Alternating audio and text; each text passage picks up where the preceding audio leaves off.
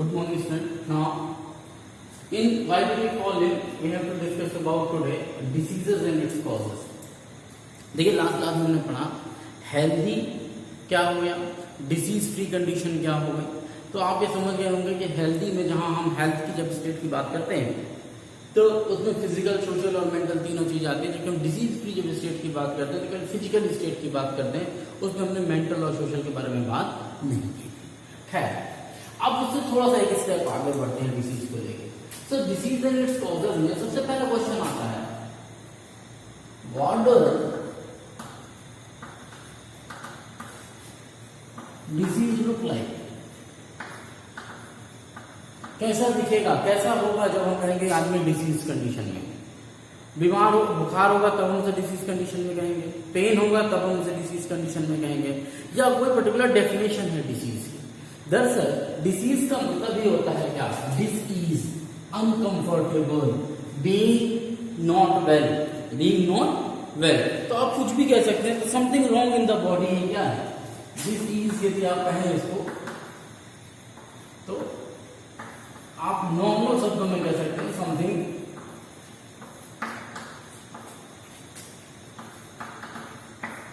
Wrong है, कुछ तो गड़बड़ है शरीर में. चलिए मान लेते जैसे नॉर्मल लेमैन की तरह समझने की कोशिश करते हैं. हमको कुछ नहीं आता तो हम डिसीज के बारे में कहते हैं, आप क्या कहेंगे. तो कई बार ऐसा होता है कि ना आपका सिर दर्द कर रहा है, ना आपको बुखार है, लेकिन फिर भी अच्छा नहीं लग रहा. इसका मतलब आप किस कंडीशन में है, डिसीज कंडीशन में. तो ये मान कर सकते हैं something wrong in the body. अरे बस ये समझना. अब जब something wrong in the body है तो आपकी बॉडी बनी किस किस चीजों से, आपकी बॉडी में है क्या, एक्चुअली में है तो सब सेल का ही कंपोजिशन.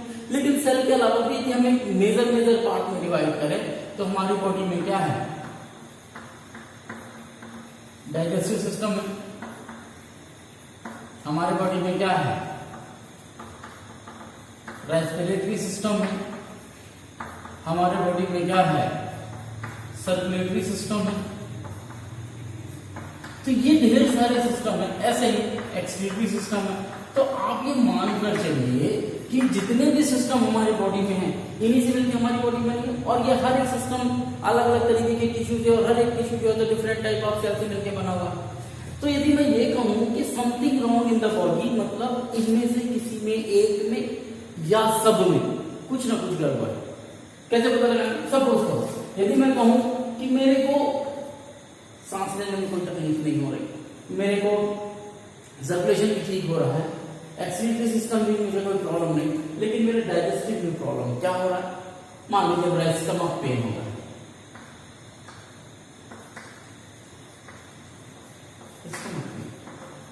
अब बात आती है कि स्टमक पेन क्यों.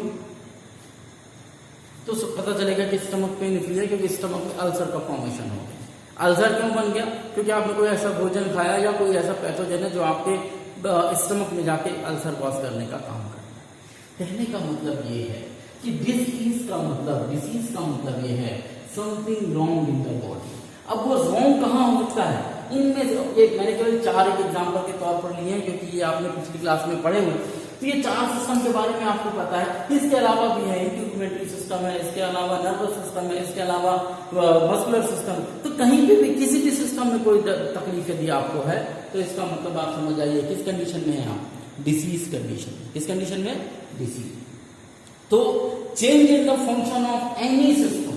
तो ये जिसका नॉर्मल फंक्शन डाइजेस्टिव सिस्टम का क्या था कि आप जो भी भोजन करें उसको डाइजेस्ट करें, उसकी एनर्जी को एब्जॉर्ब करें या उसके न्यूट्रिएंट को एब्जॉर्ब करें, एब्जॉर्ब करके किसको दे, सर्कुलेटरी सिस्टम को दे. सर्कुलेटरी सिस्टम उस न्यूट्रिएंट को डिफरेंट पार्ट तक पहुंचाए, वो डिफरेंट पार्ट क्या करें, उसका रेस्पिरेशन करे, रेस्पिरेशन के बाद एनर्जी मिले, उसका यूटिलाइजेशन बॉडी करे, और जो वेस्ट को उसको एक्सक्रीटरी सिस्टम निकाल दे. नॉर्मल यही था.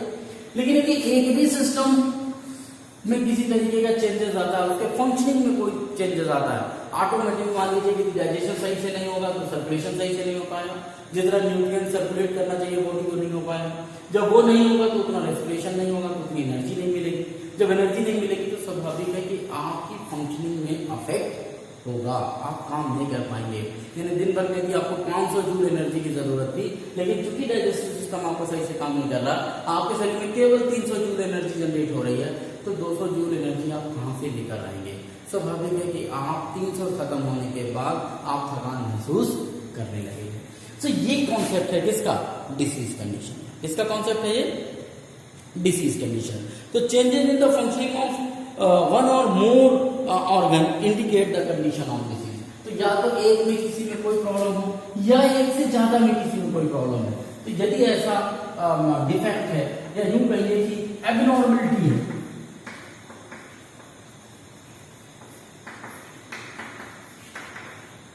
इन नॉर्मल फंक्शन, यदि ऐसी कंडीशन है एक में या एक से ज्यादा में, इसका मतलब है कि आप किस कंडीशन में हैं?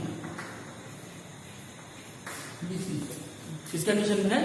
Disease condition. ना अब बात आती है कि ये जो एबनॉर्मलिटीज दिख रही है, जो नॉर्मल फंक्शन नहीं हो रहा है हमारी वजह से, हमने कहा कि स्टमक में दर्द या मान लीजिए सांस लेने में तकलीफ है, ये क्या है? These are the symptoms. These are the symptoms or signs. Symptoms or sign of a disease. Of a disease. So normal condition में आपको ये सिम्टम और साइन नहीं मिले। आपका सिर नहीं दर्द कर रहा होगा, आपका पेट नहीं दर्द कर रहा होगा, आपको सांस लेने में तकलीफ है, ये नॉर्मली नहीं होता। लेकिन जैसे ही आप किसी डिजीज कंडीशन में जाएंगे, आपको ये सिम्टम्स और साइन दिखना शुरू हो जाएंगे। और ये सिम्टम और साइन क्या है? किसी डिसीज के सिम्टम्स या साइन। किसके साइन है? किसी डिसीज के सिम्टम और साइन। अब यदि मैं एग्जाम्पल के तौर पर लूं तो मान लीजिए हेडेक हो रहा है,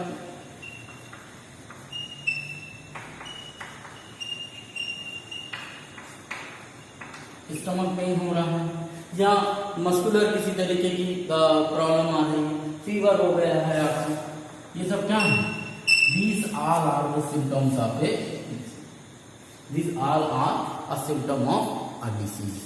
But unfortunately, केवल ये सिम्टम देखकर आप इसको नहीं फाइंड आउट कर सकते, डिसीज को आप फाइंड आउट नहीं कर सकते। क्यों नहीं फाइंड आउट कर सकते डिसीज को? क्योंकि हम हमारे नॉर्मल हेडेक की बात करते हैं। अब हेडेक यदि किसी को है और वो कहे कि हाँ मुझे सिर दर्द कर रहा है, तो कभी आप गए डॉक्टर के पास, डॉक्टर ने सर सिर दर्द कर रहा है, क्यों दर्द कर रहा है? फिर वो आपसे 4 सवाल पूछे। कल रात को कितने बजे सोते? सर रात को 3 बजे। काहे भैया 3 बजे? हो क्रिकेट मैच देखे। अच्छा, जब आप रात को 3 बजे सोएंगे, सवेरे 5 बजे उठेंगे, तो आपका सिर नहीं दर्द करेगा और किसका सिर दर्द करेगा? अरे बस। तो कोई जरूरी नहीं है कि केवल एक सिम्टम को देखकर आप किसी डिसीज तक पहुंच जाएं। उसके लिए बहुत सारे और क्लूज चाहिए होते हैं, कुछ और साइन चाहिए होते हैं। आपका लाइफ स्टाइल किस तरीके से चल रहा है, उनका इम्पैक्ट आता है। तो बहुत सारे, क्योंकि हेडेक आप अच्छे से ना नींद लें तब भी हो सकता है, आपके रेस्पिरेटरी सिस्टम ठीक ना हो तब भी हो सकता है, यह एक बड़ी खतरनाक बीमारी है जिसको हम बोलते हैं मेनिंजाइटिस, जिसमें सिर में अक्सर दर्द होते रहता है। वो भी होता है, वो भी किसके कारण होता है? हेडेक के कारण होता है। तो कई बार ऐसा होता है कि बड़ा नॉर्मल सा बीमारी सोच के लोग हेडेक बोल देते हैं, डॉक्टर सर बड़ा हेडेक हो रहा है। और यदि उसी वक्त डॉक्टर कहते हैं कि ठीक है आप अपने ब्रेन का MRI स्कैन कराइए, हो सकता है आपको मेनिंजाइटिस हो, तो तुरंत आ जाता है बहुत थोड़ा थोड़ा दर्द होता है, ज्यादा दर्द नहीं होता है। तो आप इस बात को समझ जाइए कि एक ही साइन या सिम्टम एक से ज्यादा डिसीज में देखने को मिल सकता है। फीवर की मैं बात करूं, मलेरिया में भी फीवर आता है, टाइफाइड में भी फीवर आता है, जॉन्डिस में। तो आप ये देखिएगा कि ये नंबर ऑफ डिजीजेस में आपको क्या होगा? फीवर आए। पर क्या फीवर आ जाने का मतलब आप समझ जाएंगे कि ये मलेरिया वाला फीवर? ऐसा तो नहीं, बता के तो आता नहीं। सो ये साइन और सिम्टम्स देखकर आप डिसीज को फाइंड आउट आसानी से नहीं कर सकते। यदि आपको डिसीज को फाइंड आउट करना है तो आपको उसके एक्चुअल कॉज पे जाना पड़ेगा, और कौन सी पर्टिकुलर बीमारी हुई है ये पता लगाने के लिए अब यहाँ पर काम करते हैं कौन? Physician, doctor.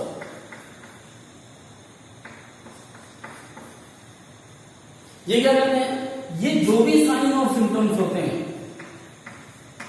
जो भी साइन और सिम्टम्स दिखते हैं किसी भी डिसीज की,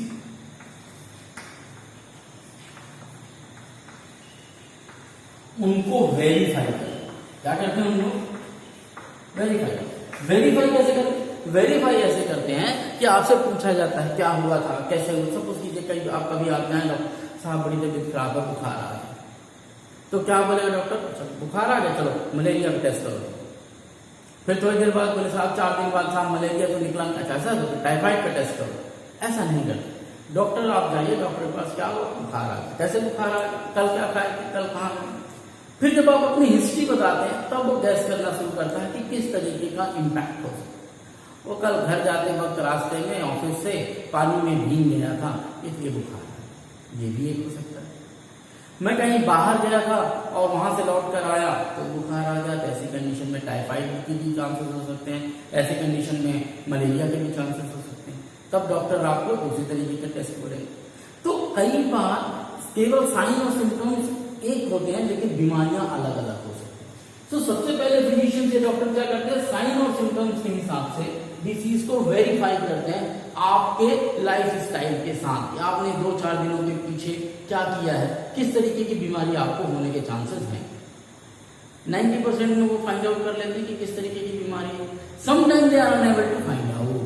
उस कंडीशन में क्या करेगा डॉक्टर, उस कंडीशन में डॉक्टर करता है लेबोरेटरी टेस्ट के लिए देता है। क्या देता है, लेबोरेटरी टेस्ट।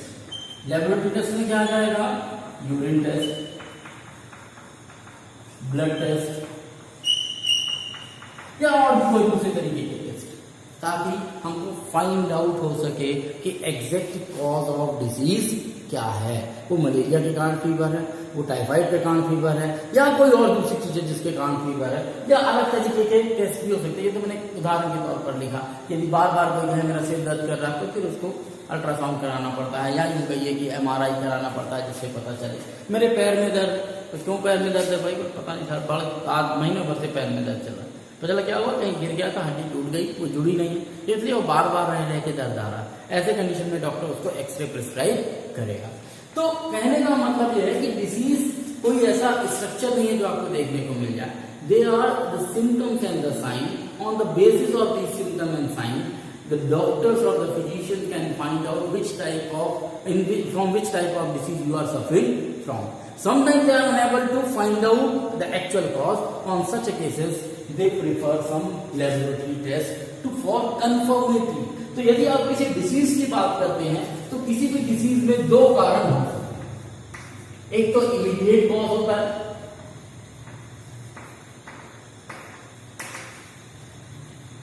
और दूसरा होता है कंट्रीब्यूटरी।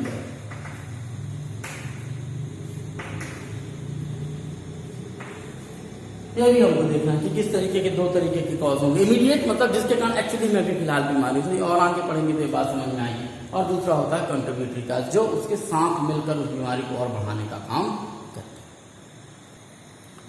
देखिए हम बार बार पढ़ा रहे हैं हेल्दी और डिसीज फ्री, लेकिन जब कहा जाता है आपको कि differentiate between healthy and disease free, तो आपके कुछ नहीं लिखते हैं, या आप समझ भी जाते हैं फिर आपको डिफरेंशिएट करके नहीं बनता।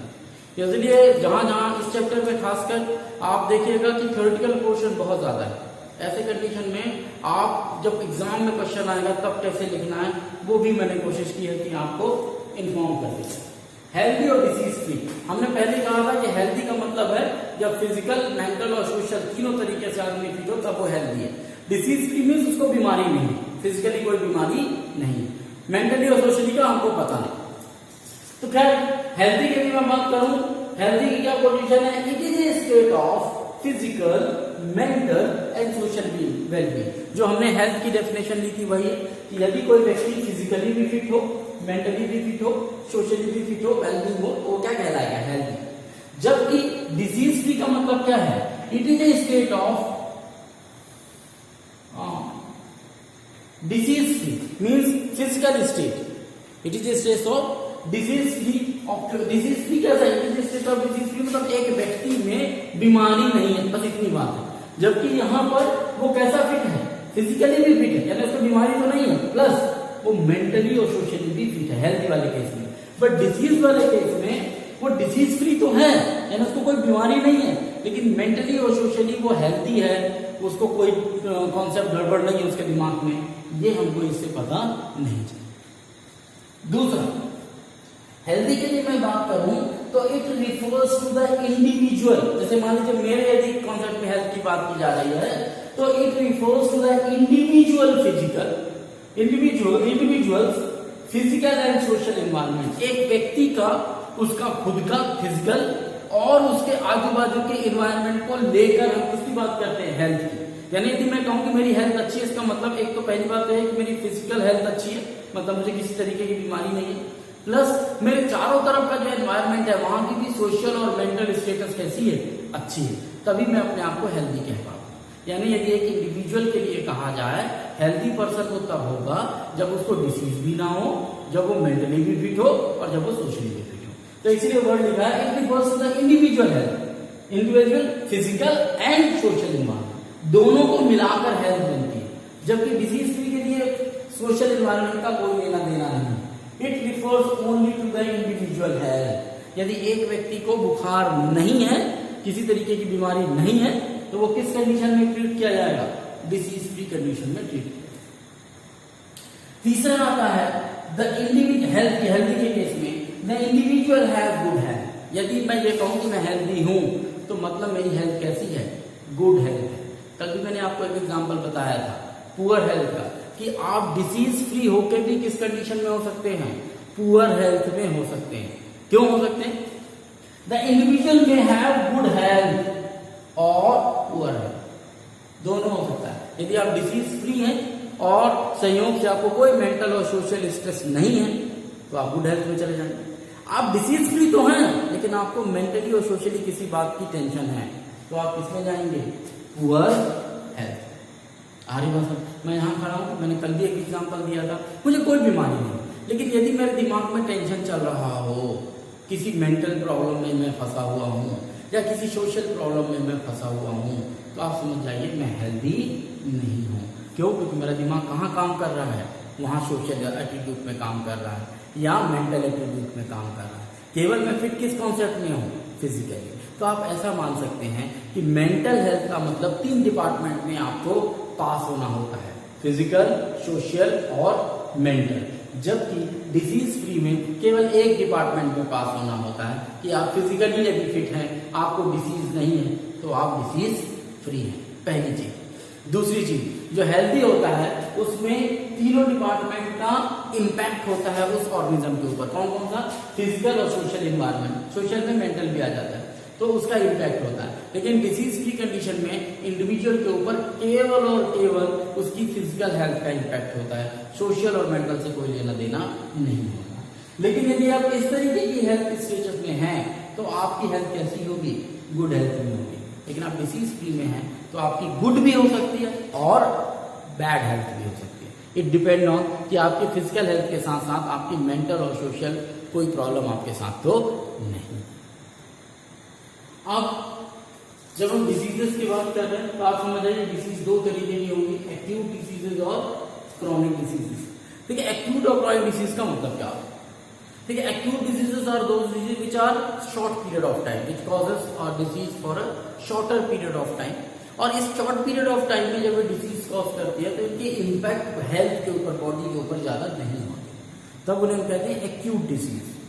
Chronic diseases are those diseases which last for a longer period of time, जो आपके शरीर में ज्यादा समय तक के लिए रहती है और उनका जो है तो आपके हेल्थ को डिटोरिएट करने में ज्यादा इफेक्ट होता है या इम्पैक्ट आता है। इस तरीके की डिसीजेस को हम क्रॉनिक डिसीजेस कहते हैं। ठीक है, डिसीजेस का डिवीजन है जो छोटे समय के लिए हो, कम समय के लिए हो, आपके शरीर को ज्यादा नुकसान ना पहुंचाए या उनका ज्यादा इम्पैक्ट आपके नॉर्मल लाइफ पे ना पड़े, तो वो एक्यूट डिसीजेस है।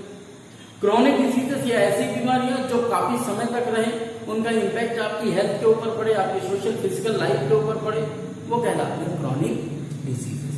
तो on the basis of time duration and impact on their health हमने डिसीजेस को 2 भागों में बांटा है, एक्यूट और क्रॉनिक।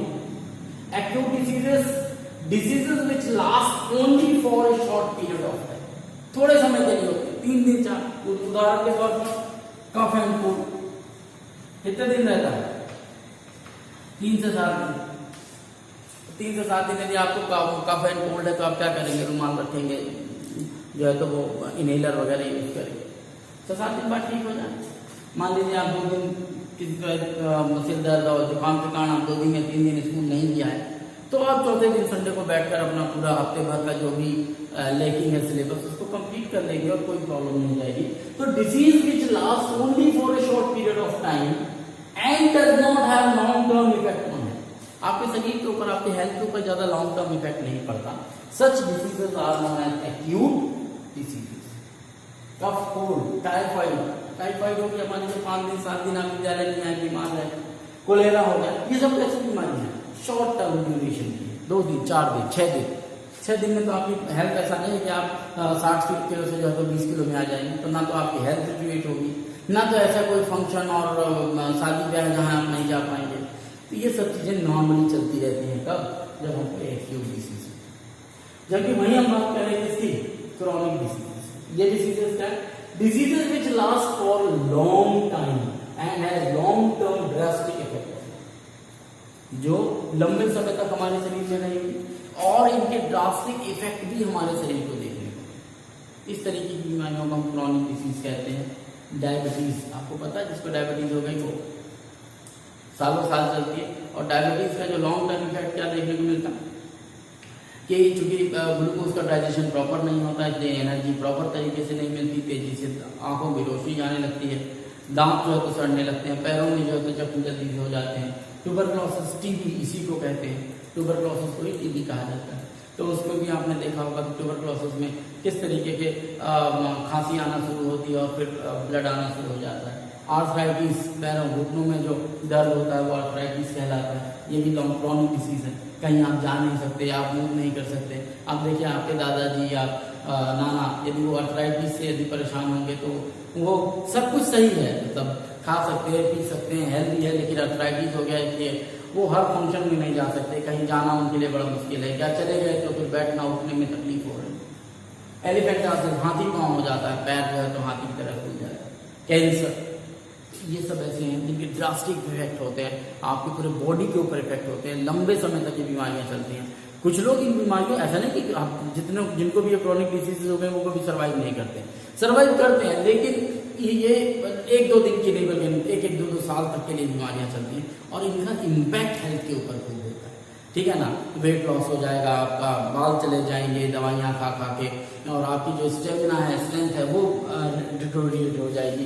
तो ये सब चीजें देखने को मिलती है क्रॉनिक डिसीज। इसी क्रॉनिक डिसीज से लगा हुआ एक और छोटा सा टॉपिक है तुम्हारे बुक में, वो है chronic disease and poor health. Chronic diseases एक तरीके से पुअर हेल्थ को इंडिकेट करती है, यानी यदि किसी को क्रॉनिक डिसीज हो गई मतलब आप ये समझ जाइए कि उसकी हेल्थ भी कैसी हो गई, पुअर हेल्थ हो। जब एक्यूट डिसीज होती है तो हमने कहा 3 से 7 दिन ज्यादा से ज्यादा आपकी बॉडी को इम्पैक्ट आएगा, या आप सोशल या फिजिकल एनवायरनमेंट से कट जाएंगे, शादी में नहीं जा पा रहे हैं, दोस्त की बर्थडे में नहीं जा पा रहे। लेकिन यदि आपको क्रॉनिक डिसीज हो गई तब आपकी समझ जाइए हेल्थ क्या हो गई, पुअर हो गई। क्यों? क्योंकि 1.5-2 साल आप नहीं जा पा रहे हैं, आप पिकनिक पार्टी पे नहीं जा पा रहे हैं, तो एक्चुअली में उनका जो स्ट्रेस होता है वो और भी ज्यादा होने लगता है। क्यों? और वही कहलाता है, फिर बनता है क्या, पुअर हेल्थ। कल भी मैंने आपको बताया था कि सोशली, मेंटली और फिजिकली के साथ साथ आपको क्या रहना है, हैप्पी रहना है। तो जब आपको क्रॉनिक डिसीज होती है तो सबसे ज्यादा इम्पैक्ट आपके हैप्पीनेस पे ही पड़ता है, क्योंकि आप एक कमरे में बंद हो जाते हैं, आप कहीं ज्यादा जा नहीं सकते, चल नहीं सकते, फिर नहीं सकते। क्यों? क्योंकि आपको बीमारी है, कंटिन्यूएशन में मेडिसिन आपको लेनी है, और क्योंकि आपके पास ताकत भी नहीं है, क्योंकि आप ज्यादा अच्छे से एपेटाइट आपका खत्म हो गया, भोजन नहीं कर पा रहे हैं। तो क्रॉनिक डिसीजेस के साथ ये प्रॉब्लम देखने को मिलती है। और जब आप एक जगह पे डंप हो जाते हैं, एक जगह पे बंद हो जाते हैं, ज्यादा निकल नहीं पाते, जो कि आज से 4 महीने पहले तक आप पूरा कोरबा घूम रहे थे और अचानक आपको बिस्तर पकड़ा दिया जाए, ऐसी कंडीशन में आपकी पुअर हेल्थ होने लगती है, आप सोशली लोगों से कट जाते हैं, मेंटली आपका दिमाग काम नहीं कर रहा, तो आपकी हैप्पीनेस कहीं ना कहीं चली जाती है, और वो कहीं ना कहीं इंडिकेशन है किसका, पुअर हेल्थ। तो कई बार एक क्वेश्चन आता है कि how chronic diseases make a path for poor health. आरी बात, क्रॉनिक डिसीजेस किस तरीके से पुअर हेल्थ की तरफ आपको ले जाती है? तो सिंपल सी बात है, जैसे आपको क्रॉनिक डिसीजेस होगी आप लोगों से कटना शुरू हो जाएंगे, सोशल डिस्टेंसिंग हो जाएगी आपकी, जानबूझ के नहीं होती है, लेकिन क्योंकि आप खुद ही नहीं निकल पा रहे तो आप ज्यादा लोगों से मिल नहीं पा रहे। शुरुआत होगी जब आप शुरू में बीमार होंगे तो हो सकता है 2 दिन 4 दिन 10 दिन 15 दिन आपके दोस्त आपको मिलते आए, और कैसे हो, क्या है, ठीक है, परेशान मत होना, हम आपको नोट्स बता दें। लेकिन 15 दिन बाद, 20 दिन बाद लोगों की संख्या धीरे धीरे कम होगी, क्योंकि आपकी तो रूटीन मैच चलने वाली है, 5 महीना, 6 महीना, 10 महीना, या कोई हम कह नहीं सकते 2 साल भी चल सकते। तो ये कहलाती है क्रॉनिक डिसीज। तो क्रॉनिक डिसीजेस में आपके हेल्थ के साथ साथ जो लॉन्ग टर्म चलते हैं और इनका इम्पैक्ट हेल्थ के ऊपर होता है, बॉडी के ऊपर होता है। केवल फिजिकली आप डिटोरिएट नहीं होते, मेंटली और सोशली भी आप क्या होते हैं, डिटोरिएट होते हैं। तो ये बात हो गई किसकी, एक्यूट एंड क्रॉनिक डिसीजेस की। कौन कौन सी हैं, एग्जाम्पल भी याद रखिए कि कौन से एक्यूट डिसीजेस के एग्जाम्पल है, कौन से क्रॉनिक डिसीजेस के एग्जाम्पल है। कई बार ये क्वेश्चन जो है वो पूछा जाता है। देखिए अब इसी पॉइंट पर जाते हैं, डिजीज एंड इट्स कॉजेस या कॉजेस ऑफ डिजीज।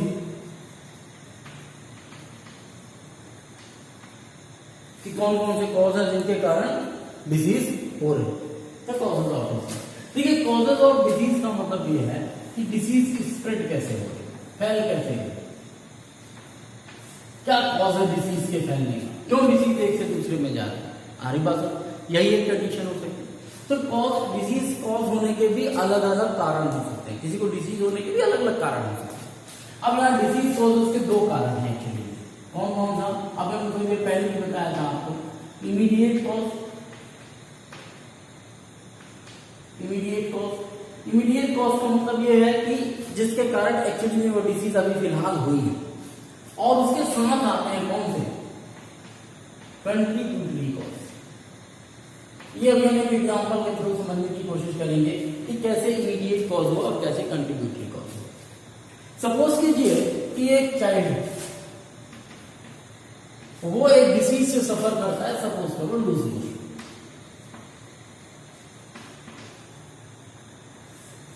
यदि किसी चाइल्ड को लूज मोशन हुआ, इसका मतलब क्या हुआ, स्वाभाविक है कोई ना कोई इन्फेक्शन हुआ होगा।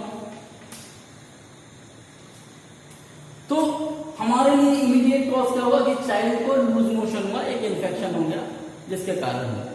तो ये तो उसका हुआ क्या, इमीडिएट कॉज की लूज मोशन हुआ। अब इन्फेक्शन कहां से आया होगा, स्वाभाविक है कि अनक्लीन, कंटेमिनेटेड,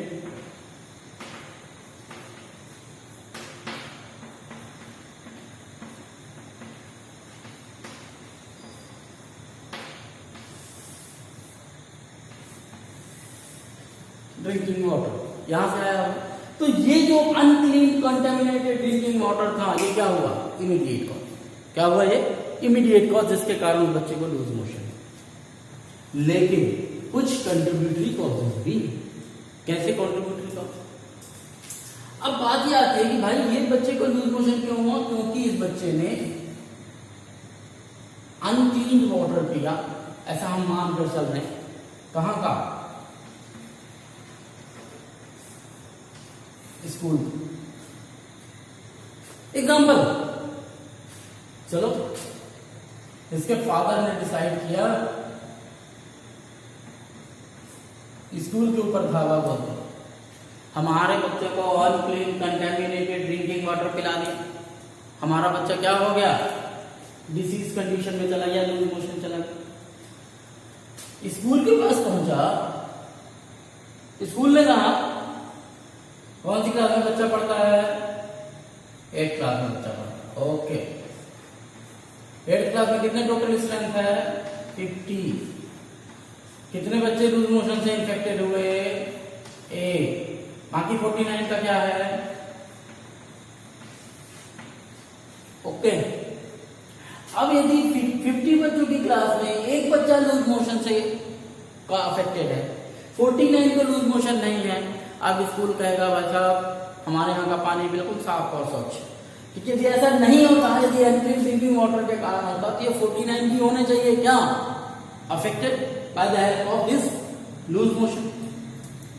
ऐसी बात जब सामने आई तो ये समझ में आया कि शायद ये जो चाइल्ड है, जो एक सिंगल चाइल्ड है, इसकी इम्यूनिटी अच्छी नहीं।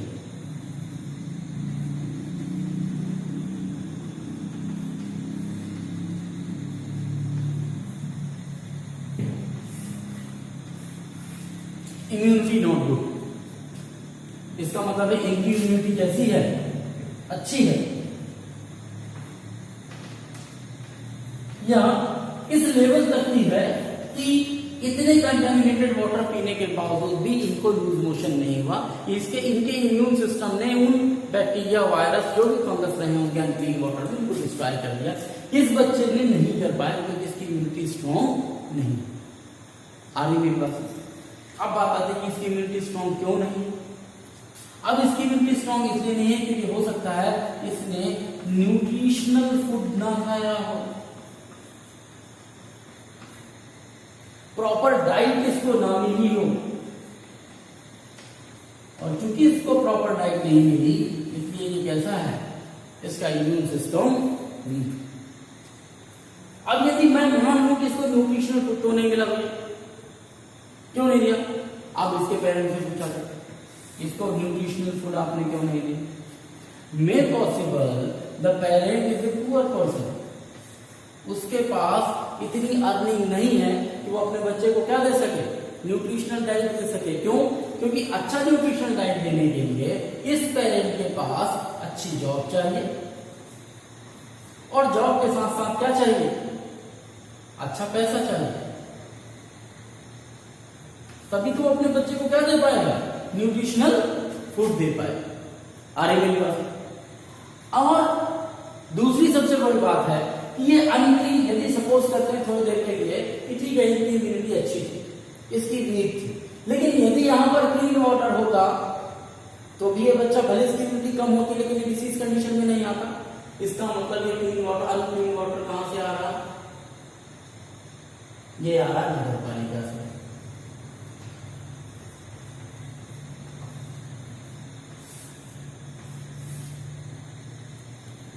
यदि नगर पालिका ने या जहां पे वाटर टैंक है उन्होंने सही तरीके से क्लीन किया होता वाटर, तो ऐसी कंडीशन में भी ये बच्चा जो है तो लूज मोशन का शिकार नहीं हो। तो अब आप मेरी बात समझ रहे हैं। इमीडिएट कॉज क्या है? अनक्लीन ड्रिंकिंग वाटर पीने से जो पैथोजन बैक्टीरिया है उससे लूज मोशन हुआ, दिस इज इमीडिएट कॉज। लेकिन कॉन्ट्रीब्यूटरी कॉज क्या है? इम्यूनिटी बच्चे की अच्छी नहीं है, बच्चे को ने न्यूट्रिशनल फूड नहीं पाया क्योंकि उसके फादर कैसे हैं, पुअर है, उनके पास अच्छी जॉब नहीं। ये सोशल इफेक्ट है, यही वो सोशल इफेक्ट है जो आपकी हेल्थ को पुअर और गुड करते हैं। अरे मेरी बात सुन, साथ ही साथ कहीं ना कहीं जो इंस्टीट्यूशंस हैं उन्होंने अपनी जिम्मेदारी सही से नहीं निभाई, जिसके कारण अनक्लीन कंटेमिनेटेड ड्रिंकिंग वाटर विद्यालय पहुंचा और जिसको पीकर बच्चा क्या हुआ, बीमार। ये सब के सब क्या हैं? ये सब के सब कंट्रीब्यूटरी कॉजेस। समझ में आ रही मेरी बात? कि एक हो गया इमीडिएट, आपको जब भी कब तक तकलीफ होगी तो एक होगा इमीडिएट कॉज, दूसरे होंगे क्या, कंट्रीब्यूटरी कॉज। आप कहिए आपको क्या हो गया, मलेरिया हो गया। मलेरिया मतलब क्यों हो गया? आपको फीमेल एनाफिलिस मॉस्किटो ने काटा, इससे मलेरिया हो गया। तो ये आपका क्या हो गया, इमीडिएट कॉज, जिसके कारण वो बीमारी हुई। लेकिन ये फीमेल एनाफिलिस मॉस्किटो पहुंचा कैसे? शायद आपके यहाँ जालियां नहीं लगी, बाहर जो है तो क्या नाम से स्टेग्नेटेड वाटर मौजूद है, साफ सफाई सही तरीके से नहीं है, आपका इम्यून सिस्टम सही नहीं है, आपने जो है तो क्या नाम से सोने से पहले कॉइल नहीं, ये सब क्या आएंगे, ये सब कंट्रीब्यूटरी कॉजेज में आएंगे जिसके कारण कोई बीमारी स्प्रेड होती है, फैलती है। आ रही मेरी बात? तो अब आपको समझ में आ गया होगा कि एक चाइल्ड को लूज मोशन होता है इन्फेक्शन के कारण, पैथोजेंस के कारण, अनक्लीन कंटेमिनेटेड ड्रिंकिंग वाटर पीने के कारण, और वो कहलाता है इमीडिएट कॉज। और बाकी जो उससे जुड़े हुए जितनी भी सिनेरियो है, जितनी भी चीजें हैं, वो सब कहलाती हैं क्या, कंट्रीब्यूटरी कॉजेस। अब इस पूरे के पूरे सिनेरियो से हमको क्या समझ में आया कि क्या क्या कॉजेज ऑफ डिसीज हो सकते हैं। तो पहला कॉज हो सकता है पैथोजन। कौन सा पैथोजन? कोई भी पैथोजन मान लीजिए। पैथोजन में आपका बैक्टीरिया भी आ जाएगा, वायरस भी आ जाएगा, वो सब के बैक्टीरिया के थ्रू हो सकता है, वायरस के थ्रू हो सकता है, फिर फंगस के थ्रू हो सकता है, फिर प्रोटोजोआ के थ्रू हो सकता है। तो जितने भी पैथोजन हैं जिनके थ्रू डिसीज हो सकती है, तो वो क्या आ जाएंगे, कॉज ऑफ डिसीज। क्या हो जाएंगे, कॉज ऑफ डिसीज। दूसरा,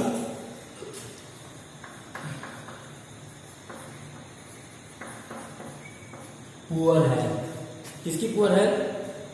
बच्चे की poor health and under nourishment.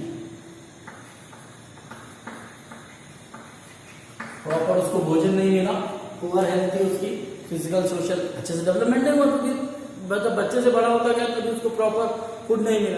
तो आप देखते हैं कि छोटे बच्चों को ढेर सारी चीजें खिलाई जाती हैं आजकल, वो उनका अपांग अपांग झपांग पीते हो ना गटक गट करके, तो वो अपांग अपांग झपांग पीने का कॉन्सेप्ट कहाँ से आया, यहीं से आया ताकि हेल्थ जो है वो क्या हो सके, मेंटेन हो सके।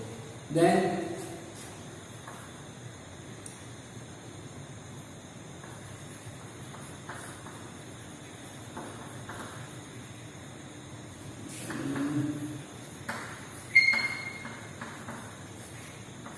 ये भी पॉसिबल है कि कोई पर्टिकुलर बॉडी का पार्ट आपके बॉडी का काम सही से ना कर रहा हो, वो भी क्या कहलाएगा, माल फंक्शनिंग। या यूं कहिए कि चूंकि आपकी पुअर हेल्थ पहले से थी, अंडर नरिशमेंट में थे, तो हो सकता है कि कोई पर्टिकुलर ऑर्गन आपके बॉडी का सही तरीके से काम ना कर रहा हो, परफॉर्म ना कर रहा हो, तो वो कहलाएगा क्या, malfunctioning of body. Is it okay, समझ में आया। चौथा,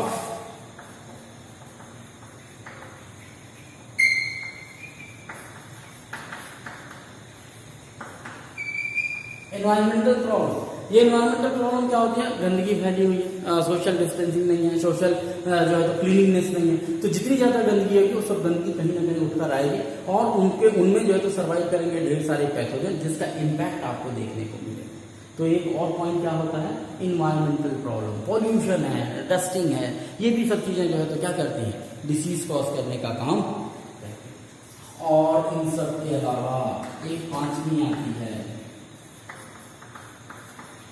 जेनेटिक डिसऑर्डर, मीन्स माँ पिता को है वही बीमारी आपके पास तक भी पहुंच गई।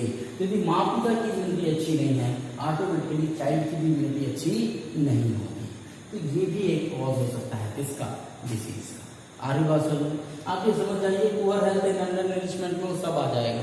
यानी आप साफ पानी नहीं पीते, साफ भोजन नहीं करते, तो सब पुअर हेल्थ में आ जाएगा। ये malfunctioning of body part, environmental problem, genetic disorder, एक और है कि सेक्स लिंक डिसऑर्डर्स भी आते हैं, वो सब इसी में आए। आ रही मेरी बात समझ। तो ये हमने आपको समझाने की कोशिश की कि डिसीज एक्चुअली में फैलती कैसे। इसके दो तरीके हो सकते हैं, इमीडिएट कॉज हो सकता है, कंट्रीब्यूटरी कॉज हो सकता है। इमीडिएट मीन्स जो तुरंत आपको समझ में आए कि इसके कारण ये बच्चा बीमार हो गया, वो इमीडिएट कॉज है। लेकिन उसके अलावा और कौन कौन सी चीजें जिसके कारण वही बच्चा बस इस पोजीशन तक पहुंचा, वो सब कहलाएंगे क्या, कंट्रीब्यूटरी कॉज। इसी तरीके से कॉजेज ऑफ डिसीज की बात करें तो ये आ जाएगा, ये कॉज है, पैथोजन है, पुअर हेल्थ है, malfunctioning of body part, environmental problem या जेनेटिक डिसऑर्डर है। तो होप आपको disease and its causes of disease, causes of diseases क्या है, कौन कौन से वो कॉज है जिनके कारण डिसीज स्प्रेड आउट होती है, वो समझ में आ गया। लास्ट टॉपिक और आज डिस्कस करते हैं। ठीक है, आपने डिसीजेस को एक्यूट और क्रॉनिक में डिवाइड किया। क्योंकि हमने कॉजेज ऑफ डिसीज पढ़ लिया तो मैं सोचा ये भी एक टॉपिक इसको इसी में इंक्लूड कर देता हूँ, क्योंकि इसके बाद हम पढ़ेंगे इन्फेक्टिशियस डिसीज कौन कौन से हैं, कैसे स्प्रेड होती है, नॉन इन्फेक्टिशियस डिसीज। तो ये क्या होता है, इन्फेक्टिशियस डिसीज है, नॉन इन्फेक्टिशियस डिसीज। देखिए इन्फेक्टिशियस जैसे एक्यूट का मतलब होता है ड्यूरेशन को लेकर, इन्फेक्टिशियस और नॉन इन्फेक्टिशियस का मतलब होता है कि जब कोई बीमारी एक से दूसरे में स्प्रेड होती है तो उसको बोलते हैं इन्फेक्टिशियस डिसीज, यानी इन्फेक्शन एक से दूसरे में फैल रहा है। जैसे आज की डेट में सबसे बड़ी बीमारी कौन सी है, कोविड-19, ये भी क्या है, इन्फेक्टिशियस डिसीज है, एक से दूसरे में इन्फेक्शन फैल रहा है। जबकि कुछ ऐसी बीमारी होती है जो नॉन इन्फेक्टिशियस होती है, मीन्स एक इन्फेक्टेड पर्सन से वो दूसरे में नहीं जाती। ऐसा नहीं कि वो फैलती नहीं, बट उनके फैलने के दूसरे तरीके हैं, इन्फेक्टेड पर्सन से हेल्थी पर्सन पे नहीं फैलती, उनको हम कहते हैं non infected disease. So infected disease का मतलब है a disease which spread from an infected person to a healthy person through कौन कौन से तरीके हैं, ये याद रखिएगा, एयर, वाटर, आपने जो बोला वो हवा ड्रॉप, जैसे कोरोना अभी इस समय है तो जो आप बोलते हैं वो सब एयर ड्रॉपलेट में फैलता है हवा में, दूसरा सांस लेकर उसके पास तक पहुंच जाता है, इसलिए मास्क लगाना है। वाटर, टाइफाइड वगैरह जो है वो सब कंटेमिनेटेड वाटर से, लूज मोशन सब कंटेमिनेटेड वाटर से फैलता है। फूड, यदि फूड में एरिया जिस जगह पे फूड रखा हुआ उधर भी गंदगी है तो वहां से कुछ कीटाणु उड़ के जो है तो या फ्लाइज वेक्टर उड़कर आएंगे, फूड को कंटेमिनेट करेंगे और इस फूड को आप खाएंगे तो आप भी इन्फेक्टेड हो जाएंगे। वेक्टर, मॉस्किटोज वगैरह जो है वो सब वेक्टर के तौर पे आते हैं, जो डिसीज तो नहीं कॉज करते लेकिन डिसीज को एक जगह से दूसरी जगह तक ट्रांसफर करने का काम करते हैं। फिजिकल कॉन्टेक्ट या दूसरे शब्दों में उसे कहते हैं सेक्सुअल कॉन्टेक्ट, एड्स जो बीमारी है वो इसी के थ्रू फैलती है। आने हमारी बात, तो जब एक इन्फेक्टेड पर्सन से दूसरे हेल्दी पर्सन में फैल जाए। कौन कौन से तरीके से? एयर से, वाटर से, फूड से, वेक्टर से, फिजिकल कांटेक्ट से या सेक्सुअल कांटेक्ट से। तो जब इनके थ्रू बीमारी एक हेल्दी पर्सन से, सॉरी इन्फेक्टेड पर्सन से हेल्दी पर्सन में जाती है, तब उसे हम कहते हैं इन्फेक्टेड इन्फेक्टिशियस डिसीज, यानी जो इन्फेक्शन जिनको हो रहा है एक से दूसरे में छुआछूत के थ्रू जो फैल रहा है। कॉमन कोल्ड, सर्दी जुकाम होती है, आपने बगल में कोई बैठा उसको भी हो जाएगी। Chicken pox, mumps, measles, typhoid, cholera, tuberculosis, TB जिसे कहते हैं, एड्स, मलेरिया, और अभी बहुत हाई पे चल रहा है क्या? कोविड-19 या कोरोना। नॉन इन्फेक्टिशियस डिसीज, जो एक से दूसरे में स्प्रेड नहीं होती। Diseases which are not spread from an infected person to healthy person, मतलब उसके साथ रहने से इन्फेक्टेड पर्सन से वो हेल्दी पर्सन पे नहीं जाएगी। रिकेट्स, आपको पढ़ा होगा, विटामिन डी की कमी से होता है रिकेट्स। बेरी विटामिन बी की कमी से होता है। स्कर्वी विटामिन सी की कमी से होता है। नाइट ब्लाइंडनेस विटामिन ए की कमी से होता है, रात को दिखाई नहीं देता। डायबिटीज इंसुलिन की कमी से होता है। कैंसर आपको पता ही है, आपकी बॉडी में हो जाए तो केवल आपकी बॉडी को इम्पैक्ट करेगा। HBP, BP, blood pressure, high blood pressure, low blood pressure. तो यदि किसी को blood pressure, high blood pressure है तो आपके पास कूद कर नहीं आएगा। डायबिटीज किसी को है तो आपके पास कूद कर नहीं आएगा, एयर से नहीं आएगा। रिकेट, बेरी नहीं, ये कोई भी इन्फेक्टिशियस डिसीज नहीं, जितनी भी विटामिन की कमी से होती है। तो एक तरीके तरफ है नॉन इन्फेक्टिशियस डिसीज, एक तरफ है इन्फेक्टिशियस डिसीज। हमको ज्यादा दिमाग लगाना है किसमें? इन्फेक्टिशियस डिसीज में। तो आज की क्लास यहीं पर खत्म करते हैं और ये देखते हैं कि इन्फेक्टिशियस, ये मैंने इसलिए आप लोगों को किस तरीके का बताया क्योंकि जब भी आपसे क्वेश्चन पूछा जाता है फिर आप डिवाइड नहीं कर पाते हैं, या यूं कहिए कि आप उसको सही से एक्सप्रेस नहीं कर पाते हैं। इसीलिए समझाने के साथ साथ मैंने आपको, चाहे वो एक्यूट एंड क्रॉनिक डिसीज में डिफरेंस हो, या हेल्दी और डिजीज फ्री का डिफरेंस हो, या इन्फेक्टिशियस नॉन इन्फेक्टिशियस का हो, मैंने आपको साथ ही साथ शो भी किया ताकि आप अच्छे से अपने नोट्स भी प्रिपेयर कर सकें और समझ सकें जो हमने जो समझाया है उसको। अगली जो क्लास होगी उसमें हम बात करेंगे इन्फेक्टिशियस डिसीज के बारे में और उनके प्रिवेंशन के तरीकों के बारे में। तब तक हैव अ नाइस डे।